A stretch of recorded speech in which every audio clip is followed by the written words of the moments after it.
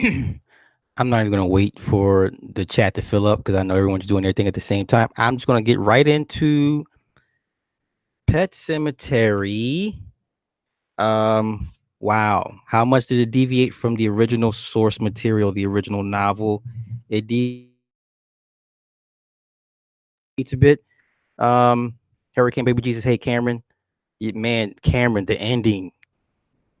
Yeah, yeah. You know what I'm noticing now. I'm noticing more movies are pushing the line, basically saying it's okay to imply violence against children. Okay, there was another movie that came out recently, and it had violence implied against a child, and I it totally slips my mind. I totally forgot, but the ending is a bit of a shocker. Even I'm like, ooh, y'all could have cut that part out, right? So let's get right into it. Dr. Lewis moves his family to Ludlow, and the first one, yeah, this thing is way better than the first one. Let's stop that right now. This is way better than the first one because this one sticks a little bit more closer to the book than the first one. The first one, no, no, no, no. So, um, they're getting acclimated to the life of country living. Dr. Lewis, his wife, Gage, and Ellie. Okay. And then Dr. Lewis takes his job at a hospital in town. The first bit of signs, there's some unresolved residual issues is with his wife because she had to take care of her older sister named Rachel, who if I remember correctly, was suffering from spina bifida or like a severely bad case of scoliosis. And so that's a lot of residual issues and resentment and her having to take care of her older sister. And then you can even imply that the older sister resented her younger sister for her spine being straight. And so the energy, the woods, the woods was able to pick up and feed off of unresolved and negative energy or grief from the inhabitants or the people that live near the woods. So the second clue is there's a victim. He got ran over, and then also like the two jump scares that almost had me were the truck scenes. And you see all in the first trailer how the first truck just blows by right behind Jason Clark's character, Dr. Lewis. The trailer does it no justice. To hear that the truck just thunder across the screen and the speakers, and then it's so loud, and it's like, holy shit. Like the trailer does that one no justice.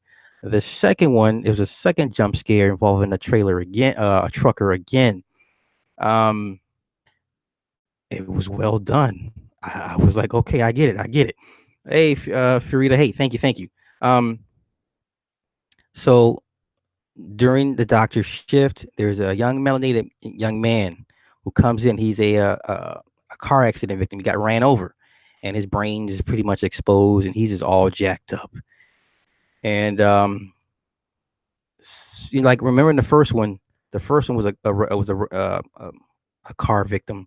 He got ran over by a car, right? And he's the one. He's like the buffer spirit that tells the doctor, "Hey, don't do this or don't do that. You shouldn't do this. You shouldn't do that. But if you want to do this, you can do that." So the same thing here, but the difference I picked up on is it was a melanated brother. His name was Victor Pascal, and the name Pascal. Now this is for me. Now maybe I'm reaching a little bit, but when they said his name was Victor Pascal and he was a black, melanated brother. First thing I thought was Beverly Randolph Pascal, father of the modern and known occult. He predates Crowley, Blavatsky. Um, then he is the granddaddy when it comes to occultism. So that's the first thing I thought about was Randolph Pascal when they mentioned his character's name. So then after the character dies, the young man dies, the doctor is by himself, and then the body wakes up again, reanimates, and He tells the doctor the barrier must not be crossed or something to that effect. Okay. So then, um, subsequently, you got the birthday party moving forward. Church gets run over by, they meet the neighbor Judd, played by John Lithgow. If you remember in the first one, the first neighbor, Jed was the Munsters. He played Herman Munster. I forget his name, but this one, John Lithgow, and they become friends. Ellie strikes a friendship with Jed.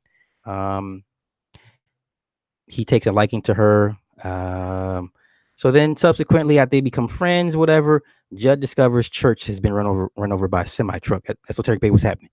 They discovers they've been run over by a semi truck. They take Church to go be buried in the pet cemetery. Now the pet cemetery thing is a bit doesn't tell you the whole story. Their property, they just bought this property. They own the cemetery. It's on their property. When they bought the property, they said they get the house plus 50 acres of land.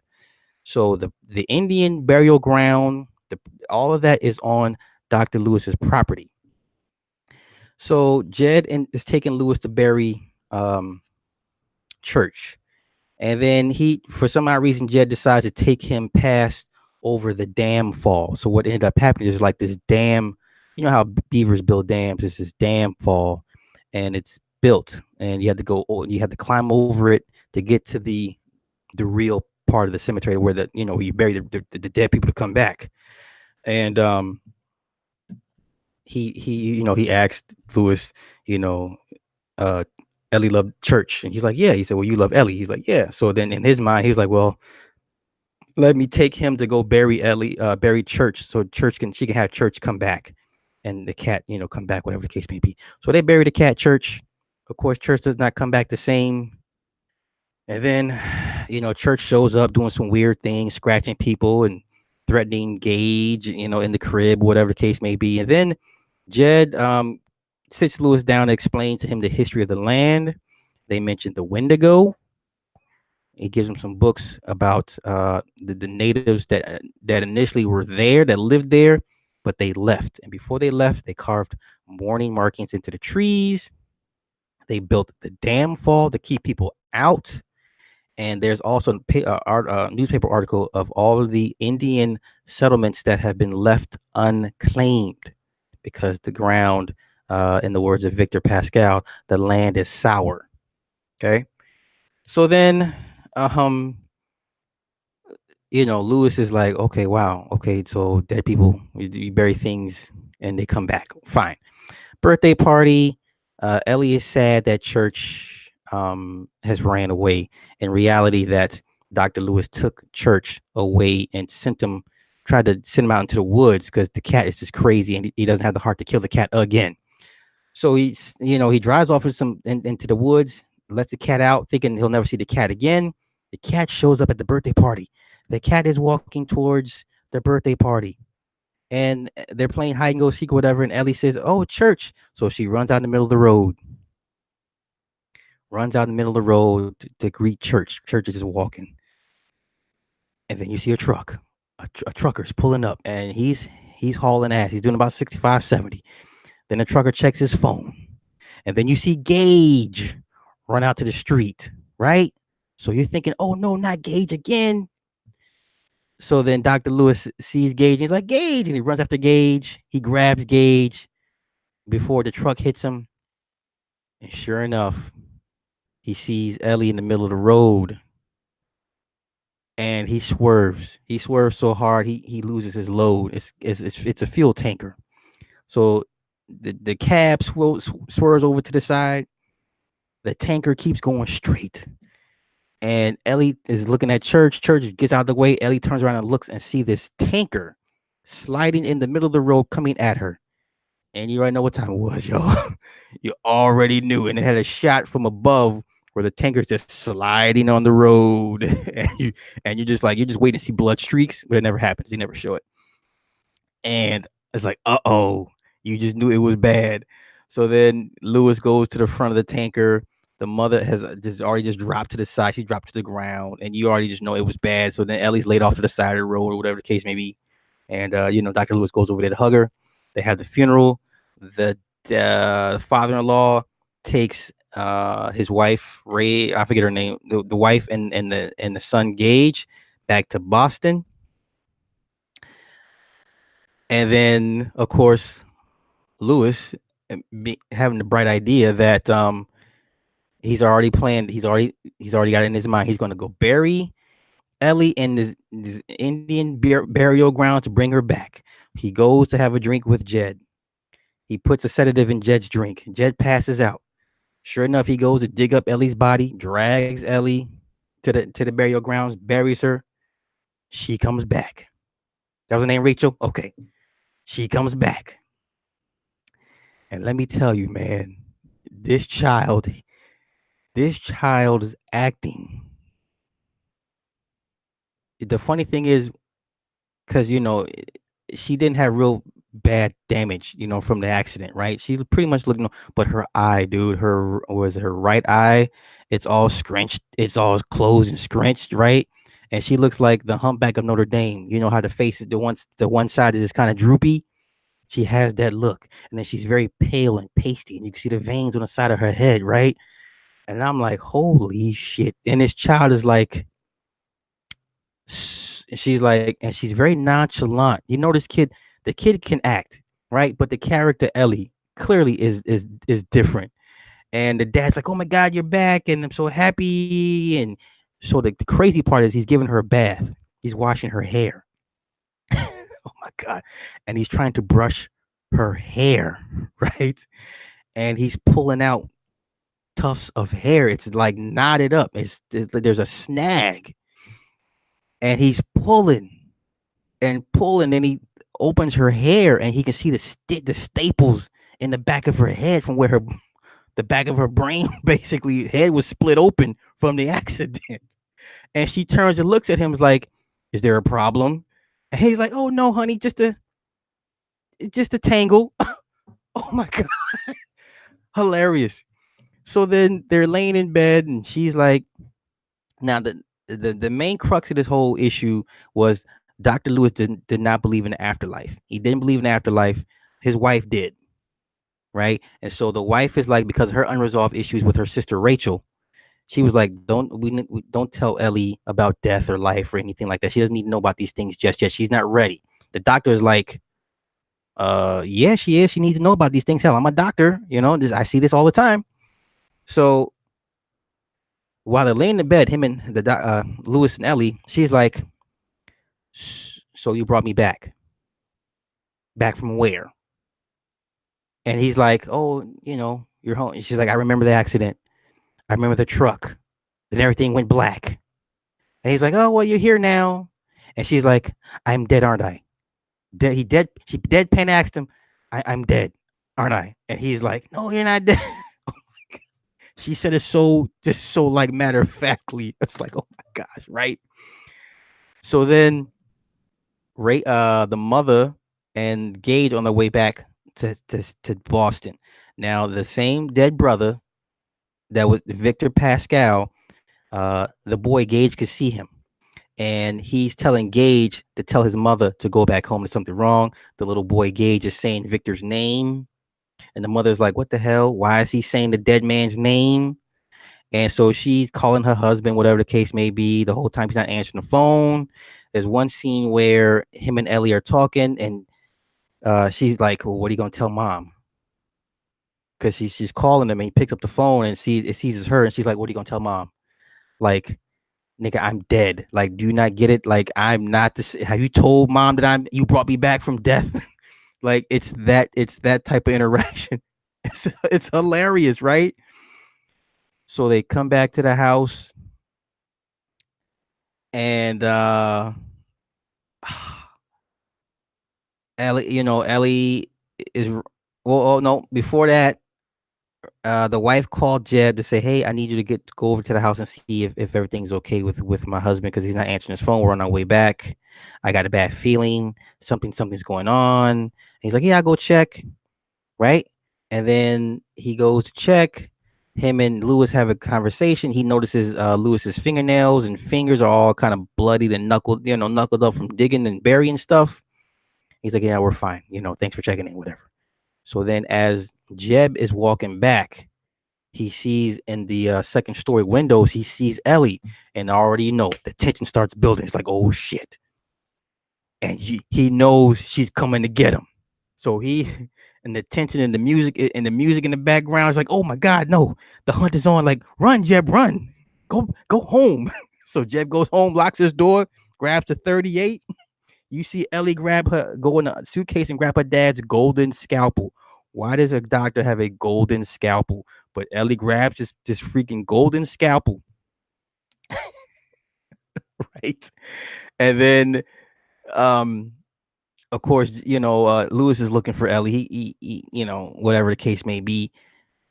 So now we're back in Jeb's house, and Ellie is somewhere in the house, and we all remember the first movie, the whole cutting of Jeb's Achilles.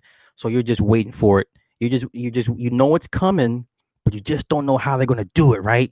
And they keep showing these side shots of his ankle, and you can see his Achilles just sticking out. It's like, oh, they're gonna do it right now, and then they didn't do it. So he's walking, he goes down the stairs, right? And he turns around, and then you see her stick the scalpel through his Achilles. Then she cuts it and rips it, and he's like, ah! He falls on it. I'm like, oh my god, oh! I'm grabbing my shit like, oh! And he falls the fuck down the stairs.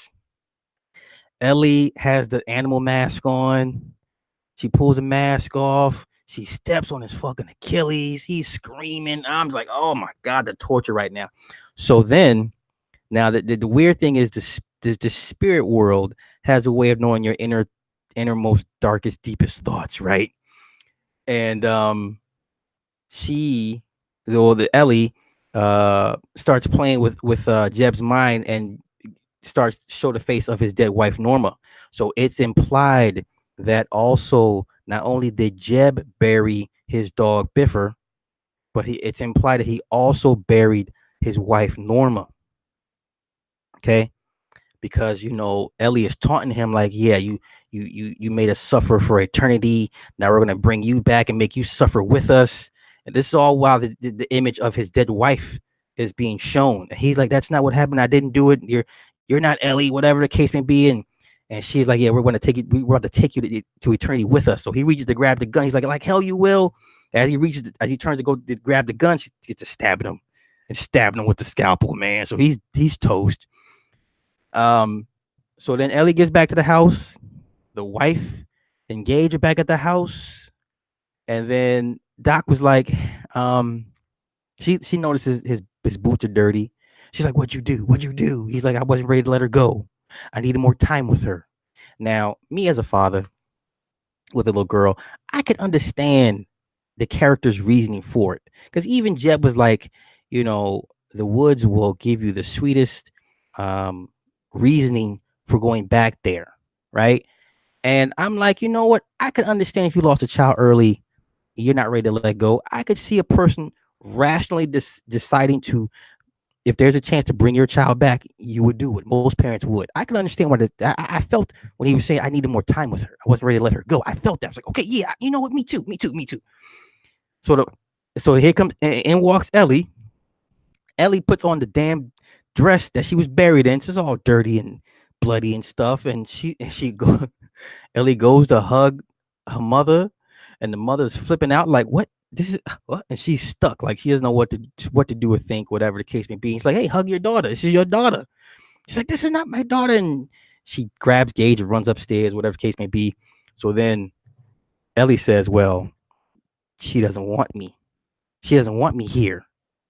Well, you know what? That's okay. I don't want her here either. And he's like, oh, no, you already know what time it is. She already made up her mind that mom's got to go. And then, the Lewis is like, no. She just needs time. She just needs time. She needs time. She'll be okay. She needs time. Holy cow. So then they go upstairs. She locks herself in the room. Lewis goes next door to go look for Jeb for whatever reason. It slips my mind. So then Ellie grabs a butcher knife and goes upstairs to go kill her mother. So during that process, the wife has another flashback scene of her interaction with her sister, her dead sister. So what ended up happening was her sister used to feed her, but she hated going to the room and feeding her. So she would use the dumb waiter. But her parents told her, don't use the dumb waiter because it doesn't always work. So what ended up happening, how her sister died, was she sent food up via the dumb waiter. Somehow the sister got out the bed, crawled over to the dumb waiter, and ended up falling in the dumb waiter. She fell on top of the thingamajigger and it killed her, right? Okay, so they had a whole reenactment scene, and then this time it was the wife as Rachel with the spinal bifida or whatever issues, and then here comes her sister coming to kill her, whatever the case may be, and then her back starts getting contorted, like with the spinal issues, whatever the case may be, and she's like, now you'll never leave your bed again, and so she moves the covers out of her face, and she realizes she was hallucinating, whatever. So here comes Ellie with the butcher knife on top of her mother. So they're fighting. She kicks Ellie off. And listen, this child, her acting as far as she's trying to kill somebody, she's screaming and grunting. I was like, this is very believable. This child can really, really act. Like, I feel that she's really trying to kill these people. And the daughter is just screaming and grunting and just putting in work trying to kill her mother. So then Doc discovers Jeb's dead body, runs back to the house. They're at the top floor. The wife has Gage. She busts out the second floor window. The daughter's trying to get in because she barricaded the door. She takes Gage and sticks him outside. And here comes the husband. She's like, "Take Gage here, catch him." She drops Gage to Lewis, and she's about to get out. And then here comes Ellie with the stab to the back. She stabs her mother in the back, and you're just like, "Oh man, not like this, not like this." And so as while Doc is putting Gage in the car and tells Gage, don't open the door for anybody, not even Ellie, whatever the case may be. So then Ellie and her dying mother, are having a conversation.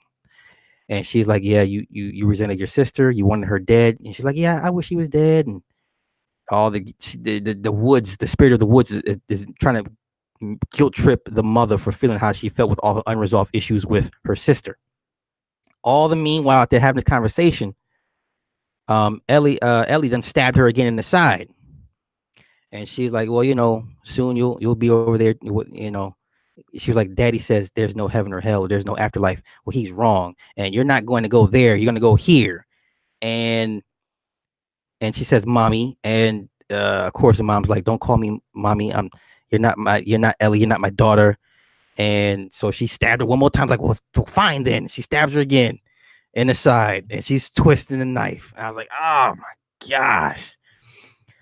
So then in walks in the doc, and he's over his wife's dying body, and then here comes Ellie with he hits him over the head with something. But before the mother dies, she tells her husband, don't bury me there.